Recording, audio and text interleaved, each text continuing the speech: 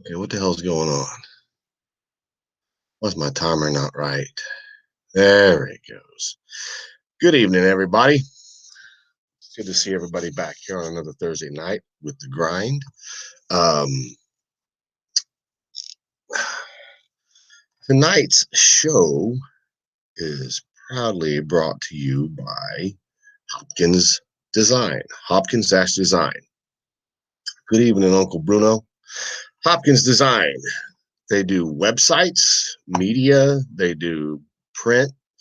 The guy's an actual freelance hand artist. He can build websites. He can do any type of advertising stuff. He's also the guy that can do all your business cards. He can do just about everything you want when it comes to a company as far as design and all types of artwork and stuff for your company. Plus, Mr. Earl Hopkins with Hopkins Design is the guy that's doing our documentary. So reach out to Earl at hopkins-design.com. Next is Trulers. Trulers.com. Go there and just check it out. I'll tell you what it is, but you're not really going to get it till you go to Trulers.com and check it out. Ask for Jack. He'll help you out. It's Trulers is stickers and magnetic tape so that when you want to do a cool symmetrical paint job, you lay this stuff out, you'll always be dead on the money. You can also use it for any type of t-shirt artwork. You can use them for pipe layout. If you're a pipe fitter, you can use them for upholstery like I do. I use them. So go over to Trulers.com and check these guys out. Level Up Audio Towers. The best way to explain this is it is a audio tower trailer. It's a little trailer, maybe 4 foot by 4 foot. This thing goes like 25 or 30 feet in the air, and it is a dance floor stereo sounds. It's a club basically in a trailer. You can do it in a parking lot. They're self-contained. They have DJ abilities. They have MC abilities. They have thumping stereo system abilities. Go check out Level Up Audio Towers on Facebook. Our good friends over at Urban Rides Magazine, always supporting the grind in the 2021 National Biker Build-Off. Check them out on Facebook at Urban Rides Magazine, or you can go to urbanridesmagazine.com. These guys are a great magazine that supports the industry, and they do more than just bikes. They do baggers, bobbers, choppers. They do cars. They do everything. Go check them out. Urban Rides. If you own a motorcycle, you know what it's like to need stuff chromed, need stuff re-chromed. J&D Custom Chrome and Polishing is your go-to. This guy is amazing. Mr. Gary Dubois, personal friend of mine. The guy he knows how to polish and he knows how to make aluminum and copper and steel and everything look amazing. Mirror finishes. Go check out J&D Custom Polishing and Plating on Facebook or reach out to Gary Dubois, which I'm sure I'm saying that wrong. Why, Gary Dubois? It is what it is. Um, if you live in the Houston or surrounding areas like Baytown, you want a badass bike built, you want a killer freaking stereo system, go check out Squealing Pigs Audio right here in Baytown, Texas. This guy does anything from mild to wild, insane stereo systems. He also does custom bike builds. Go check them out, Squealing Pigs Audio. Last, but definitely not least, is American Drag Seats. You can find us at americandragseats.com. We do all kinds of custom motorcycle seats, custom pans, custom foam. If you're local, you can bring the bikes to us. We'll make everything from scratch. If you're out of town, get someone local to make your seat pan, mail it to us. We'll foam it, cover it, do everything you need in-house. We also have custom airbags. We do custom sissy bars, build custom bikes right here at American Drag Seats. AmericanDragSeats.com. So, everybody, I told you guys I wanted to interview all of our builders, even though I've already interviewed a couple of them already. I want to re-interview some of these guys because it pertains directly to the 2021 National Biker Build-Off. So everybody, please welcome Mr. T.D.Ward from Rods and Rides. Where are you from? I'm in Defiance, Missouri. Defiance. Yeah. I forget. I have mind blanks. I mean, it's freaking crazy. That's all right. So yeah, dude, show that orange one. Town, so. Show the orange one right behind you. I want to see how fat the ass end of it is. There's not much at this point. It's gonna be a 300 or a 360. It is a 300. Man, you got good eyes. Yeah. And then I got a 200 over there, and then I got another 300 on this one, and another 300 over there. There's a whole bunch of them here. So how do you think a 300 with a 23 fat tire would ride? Well, honestly, as long as it's not real stretched out, it'll ride fine. It's just like, like a lot of people say that, when they rode, I guess I should say, like big dogs that have big tires or, iron horses or whatever, they had a bad experience because the bikes were so raked out and the back tire was so big it wanted to push them through the corners. But, I build fat tire bobbers every day, and, we don't, we keep the neck at about 35 degrees or less. And by doing that, I mean, you can ride a 360 and handle just as well. I mean, it doesn't, it's a little bit different, but not like, it doesn't push you forward like an old school, like these choppers did in the 90s.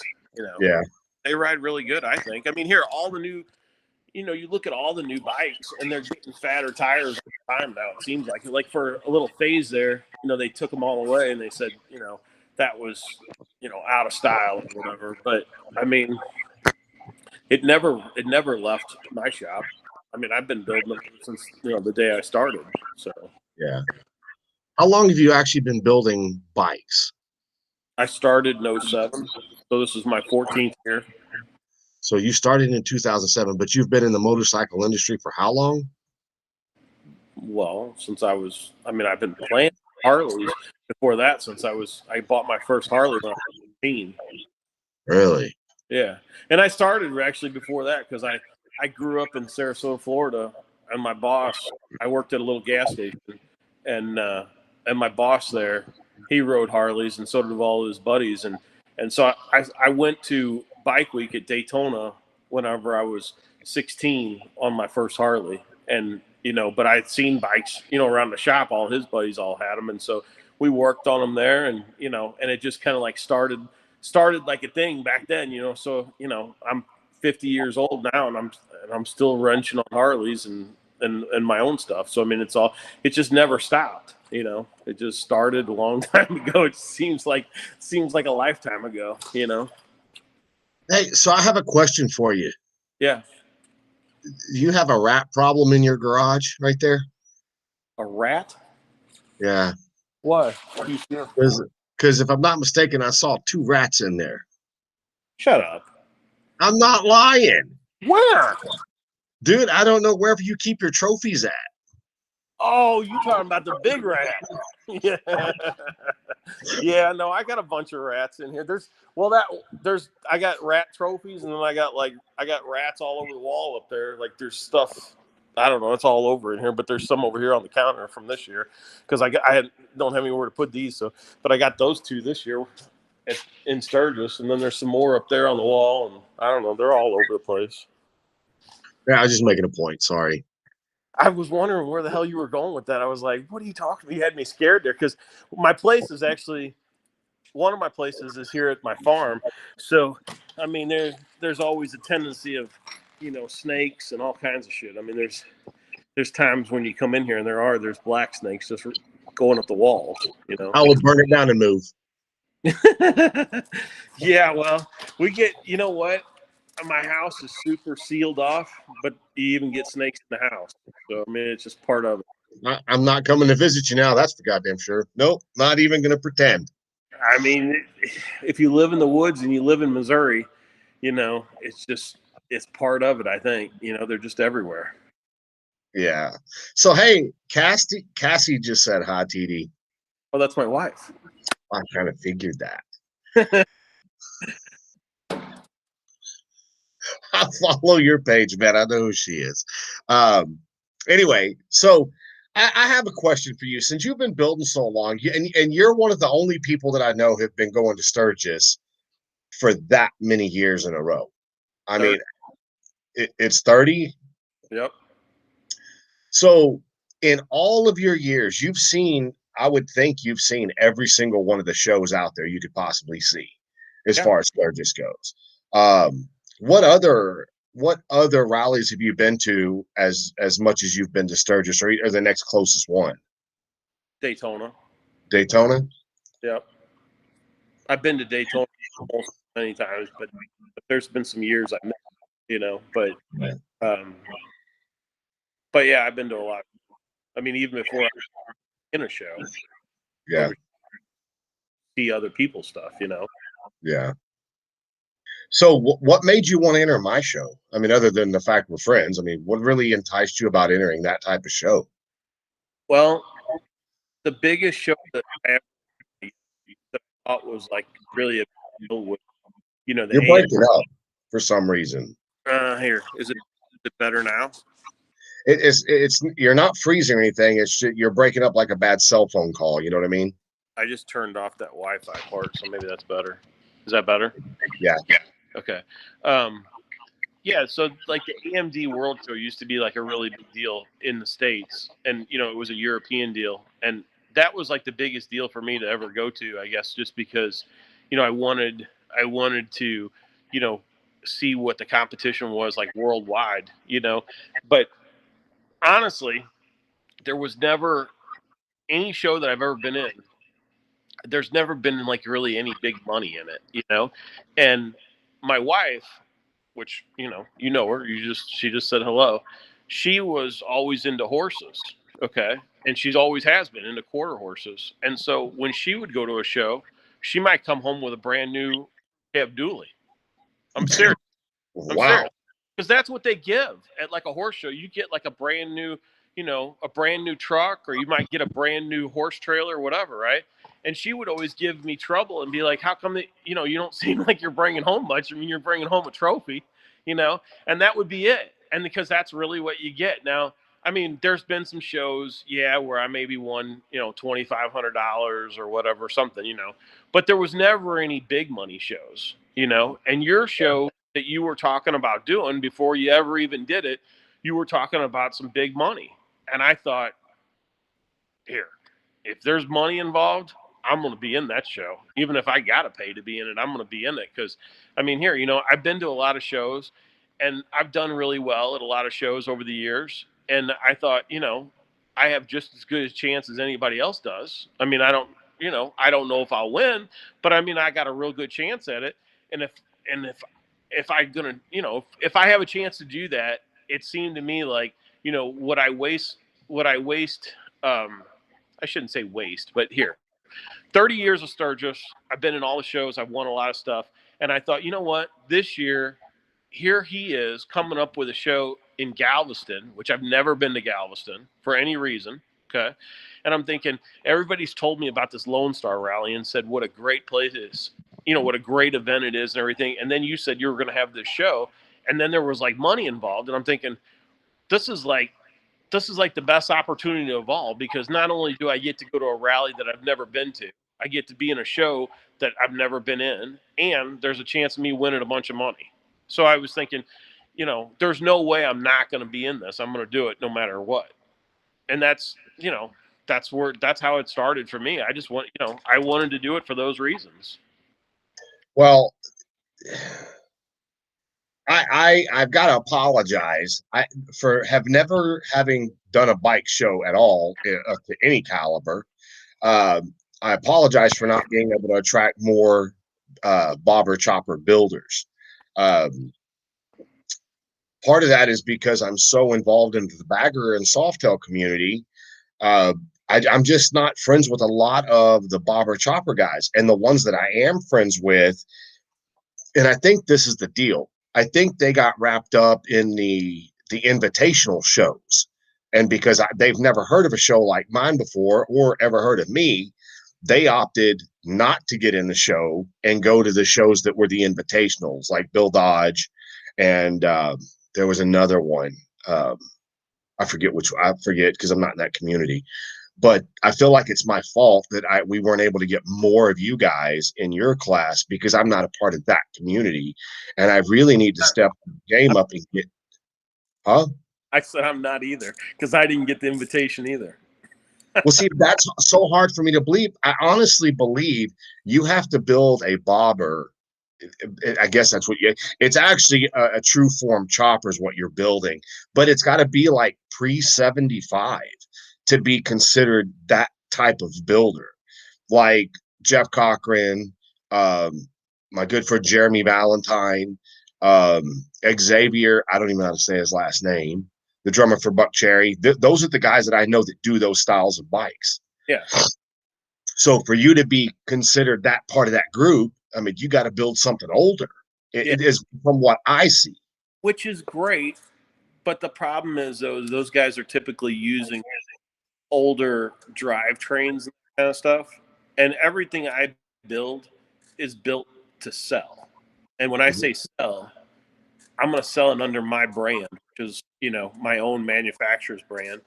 And when I do that, I can't really put in a used drivetrain and sell it as a new bike. Not it'd be like buying a new Chevrolet truck and getting um, an old 350 motor instead of a new motor. You know what I'm saying? You just can't. I can't do that. So I try to keep up with what's new, but I try to twist everything from old to new. So I like the looks of like the old bike, but I like new technology, and I like things that are going to perform well. Like lots of power and good brakes, all that kind of stuff. So I think you're probably right. I mean, that's probably why I don't ever why I'm not involved with people, because they probably don't like my stuff really because it's not old enough. I don't know. Well, I don't know that it would be that they don't like it. I think it's like Billy Lane, being the king of the fat tire custom choppers. Now I don't even know if Billy even builds those anymore. I mean, I'm sure he builds maybe one or two a year, but his whole thing is pre 35. Yeah, What do they call the Crockers and the older Harleys and the Indians. I mean, but that's what he's into right now. yeah, Um, that's part of history, I think, and I think he's doing more what he's doing because of the history behind him with the racing. Because I mean, let's face it, that's where all these motorcycles. That's how they used to advertise. Is there wasn't any magazines or big ass billboards to advertise with. You had to go to the local races and bring your bikes and hope that people would want to buy your bike if you won the races. yeah. So they don't really. I think he's doing that to pay homage to all that, which is totally freaking awesome. But Well, I personally, I'm impressed by his knowledge, knowing what it all is. To be honest with you, because a lot of the things that he posts and stuff, I've never even seen it. You know what I'm yeah, saying? Didn't even know about that engine or the way that was done or whatever. You know what I'm saying? So he's super super knowledgeable on the old stuff, but he's super talented as well. So I mean, he's got like he has like a lot going on. I mean, it's oh it's yeah. Well, I think he did a lot of what a lot of people don't do, and that is just go to the library, read the books and the manuals and stuff. I mean, hell, if you Google deep enough, you can find a lot of that history and stuff. Dude, that stuff I like to do, but I've stuck with Harley. I haven't gotten real deep because I like the history of the company. And I yeah, know what they built and I know what their brand was, but it was the history of the men that built the company or that built the bike that built the company that ultimately failed 3 times and they were able to revive it and bring it back. And look at what it is now. That's the part that I like is the history of the actual men that do this type or the women that would do their stuff. But with you, it's so crazy because, dude, I can't believe you have so many freaking followers on your business page. I just went and looked. That's a staggering number. I mean, I don't know anybody else that's got that many in my circle of people. yeah. It, I mean, there is a lot of people that follow me, as far as daily or or whatever. But I don't know. I don't know how those. I don't know how it all got there. I can't really. I mean, I guess being in shows and magazines and stuff, has paid off for sure. Because I mean, I think that's where it seems like I always meet people at those at different things, and then a lot of times it's people, hook up with me later on. They're like, "Hey, you remember me? But I met you for just 3 years ago," and you know what I'm saying. So I mean, I I think it's good, that's for Are sure. you bringing, how many bikes are you bringing to Galveston? I don't know yet. I mean, I'll probably bring a trailer load, whatever I can fit. Because I know, You need one, right? well, Right. it's not that I need one, but I definitely freaking want one. If you have a trike by then, I'd love to ride a trike. If you don't, that green fat tire army bike, that's got my name written all. Dude, any bike you bring, I'm gonna like. I can already tell you that. But I got a you know, bunch you of stuff that I'm planning, so I mean, I'm not going to give you all the skinny on it, but I'm yeah, pretty neat stuff that well, especially my show bike. I mean, it's going to be something. It's going to be something that I've never done. So, I mean, which is always a risk when you do stuff that you don't. When you take a risk on something like that, but I mean, I'm going on box on it, on everything on that bike. I mean, I really am. It's going to be crazy, crazy. well, there's all I can tell you is I know that I think if you come down here and you can get a group of your bikes together and you were to get on the strand with your bikes and group your bikes together on the strand, say Friday or Saturday, well, it has to be in those either Friday evening or Saturday evening.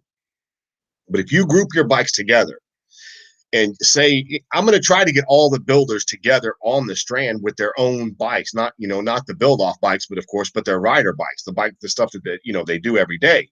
Because when Louis comes down, he's usually got at least 4 or 5 of his built bikes all together. And they're jamming the stereo and stuff. But when you make that kind of appearance with multiple bikes, people gravitate to you. I can almost bet you, I don't know anybody in Texas that builds your style of bike. No. I know some that build the way that Jeff Cochran and Jeremy build. There's a guy or two down here that do that, Uh huh. but nothing like your bikes. I think Texas would be a really good market for your bikes. Well, I mean, I'm hoping that whenever I bring, I don't take anything home. Let's put it that way. I'd like to sell it all while I'm there. That would be. Well, I know you can leave one at my house and I'll consign that bitch for you. I'm just going to tell you. Uncle Bruno needs a ride for Galveston too. I know. Bring a few out so you get cool to ride. Everybody's going to have to give you a driver's license and a credit card because everybody's going to be on your bikes. Well, so what else do you have going on right now other than of course, the show? What else do you got going on? You mean like as far as lifestyle? Like what do I do? Oh, lifestyles, the bikes. I mean, because every time I turn around, it seems like the few times that I call you just as friends, you're always on the road going somewhere to deliver a bike. Well, You and Nanny. sometimes, yeah, because you know what? Sometimes customers, we all have those customers who want their stuff like right now. And Mhm. I mean, here, I build a lot of bikes, but I think I'm still very, very affordable. Okay. And because of that, um, it seems like because I'm not trying to kill somebody on every bike, I sell a lot of bikes. But that means that I got to get them sold. Like, I got to get them delivered. So sometimes I got to do it myself. So just like the other, like earlier this month, I was on the road for just, I drove from St. Louis all the way to Atlanta and back in one day. So, I mean, that was like crazy to do, but I mean, I had to get it done because that's what that's what I agreed to. So I did it. Yeah. Well, your wife said sell them all and buy a giant horse farm in Texas. And that would be her. That would be what she'd like. That's for sure. Texas is not a bad place, and well, I'm not going to say anything else. Texas is not a bad place. I like Texas. I don't know if I like the landscape. Well, there's parts of Texas that have good landscaping, like uh, well, shit, Austin. Austin has good landscaping up around that area. Never really spent any time there. I've been down there, and that was it. But traffic you guys have though. Yeah, you're not. This is not a place to be if you don't like traffic. Because we're not as bad as California, but there are a lot of assholes in Texas that drive because Oh my! 10 foot tall and bulletproof here. There to take my son down to see Waco to see the college there, Baylor. I Mm-hmm. swear to God, we almost like probably 12 times in 2 days. I mean, there was like wrecks everywhere and people cutting you off and everything. And I'm not really used to that because I mean, I live in a town where we don't even have a stoplight. I mean, literally, there's no stoplight here. You don't have a gas station, but you got a. Well, yeah, we don't buy a gallon of gas, but you can get a fifth of vodka or a bottle of wine or something, or a microbrewery. We have that. We just don't have any gas or milk. What are you looking at? So Mark Winstead or Weinstead? Winstead. As someone that has known TD for over 25 years, you'll never meet anyone with more moral character. Well, I could have told you that. And I've only known the fucker 2 years. That was nice of Mark. Yeah. Well, how many followers do you have on your Facebook page? I don't know, close to 100,000. Exactly. So out of 100,000, surely one person is going to be in your corner. Yeah, you would think I'd have at least one. So, all right. So let me ask you a question because we had spoken once before, and you just honestly said you'd never heard of them. Have you checked out Convict Customs or checked out Shy South yet? I honestly have not looked into anything. And I don't care. It's just, I mean, here I am so buried trying to like that. I mean, if I'm on the computer, it's usually source trying to come up with trying to come up with something stupid like a tire. For whatever reason, you can't buy tires. You can't buy lots of all the basic stuff that you have to build a bike. Nobody has them anymore. Hey, don't you build soft tail bombers too, right? I do. Yeah. You should do a great big nasty lay frame 360 with a 34-inch front wheel. I can't even say it with a straight face, bro. I'm sorry. I mean, and it wouldn't even have like a giraffe. No, because something tells me you would fucking build it right. I heard you talking that one like a couple weeks ago about that one that's kind of crazy looking. Do you know why they do that? Do you know why they do it? Because and they try to modify it instead of starting out with straight steel or stainless or anything else. Well, I didn't want to be a dick that night, but you know what? I'm to the point now where I'm going to be a dick. The reason they build that way is because they don't know how to build. And that was my final phrase. The point of the matter is that you have to have just started building bikes literally in the last 3 years, 4 years. And you just now do a lay frame. Because I'll tell you what, if you watched in 2005, when Matt Hodge built Velux, was a lay frame bobber Pro Street chopper looking thing. Mm-hmm. And it didn't have a giraffe.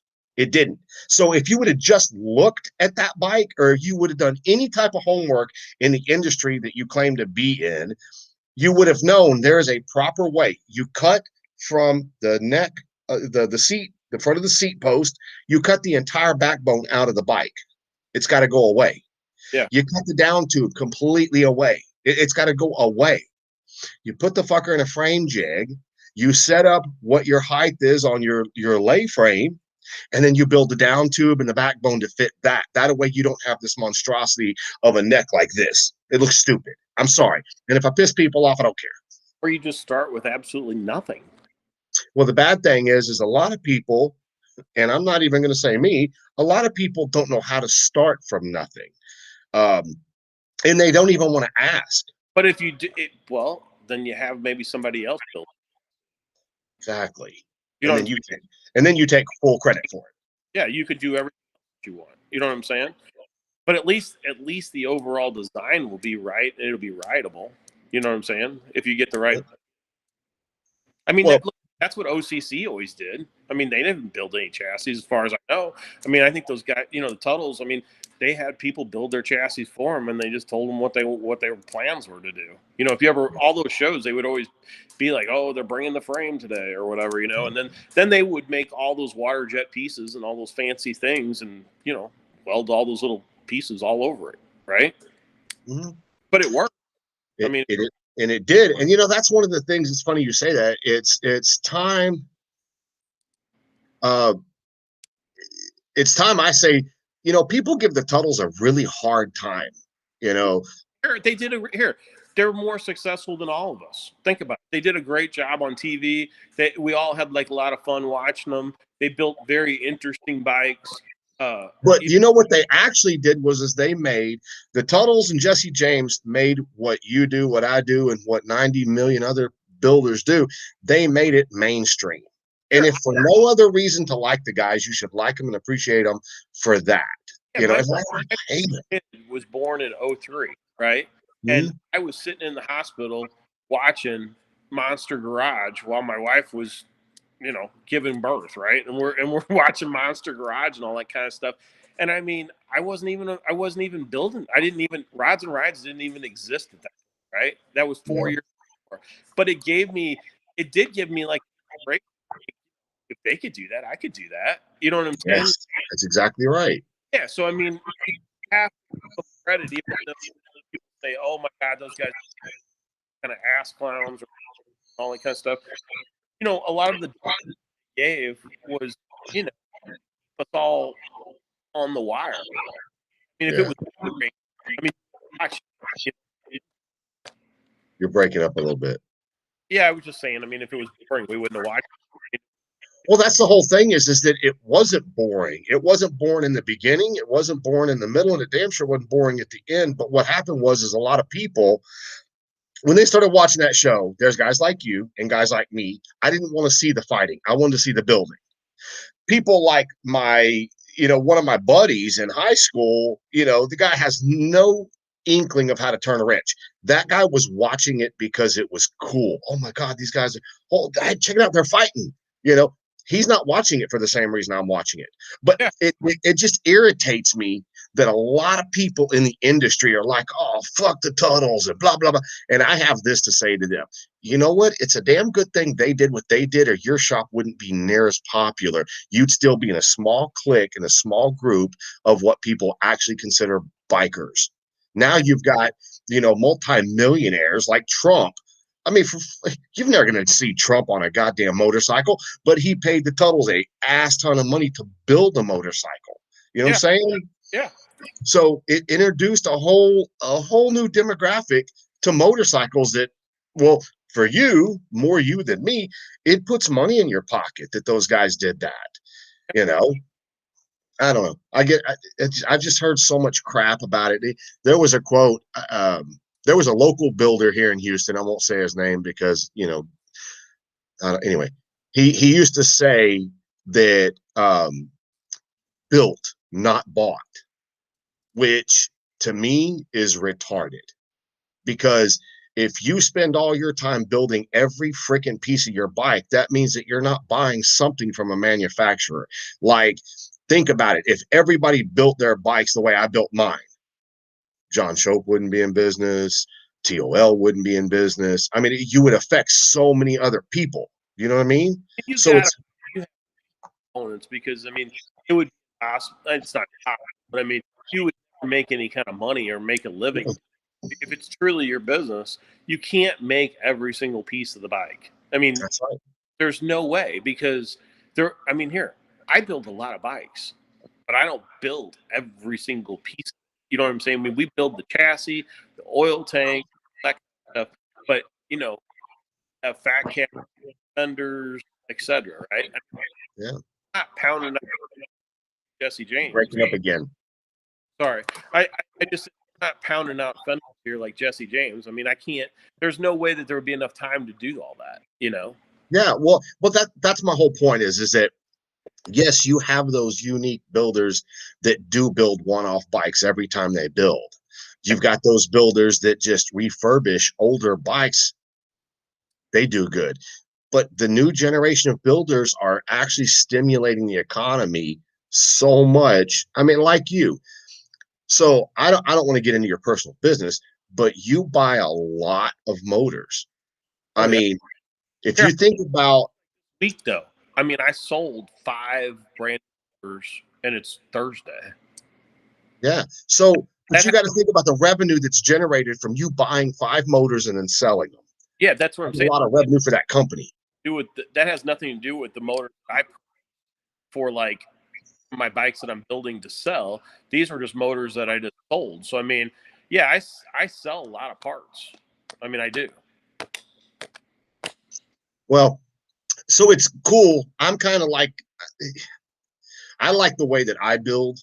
I would love to be able to build like you, or to be able to build like Louie and the guys at Lucky Seven, because that means you've got a customer base that's coming. They're just coming at you daily. I don't have that. If I'm lucky, I might get one customer a year to build a bike. I mean, since 2014, I literally have one, two, three, four, five. I only have 5 builds. Well, six builds. That's it. I And think that's tough though is like when you're doing it like what you're doing is that you know if you don't have that manufacturer's license and you're on like you build it from a kit and then you don't have a way to license it now other than to like salvage or rebuilt or whatever based upon the state, it makes it tough because you're trying to sell a bike for 20, 30, 40, 50,000 dollars to somebody, and it doesn't have like real clean paperwork, to insure it or anything. So I mean, and there's not a lot of us left, as manufacturers. so I cannot wait for you to meet Brian Barber in person.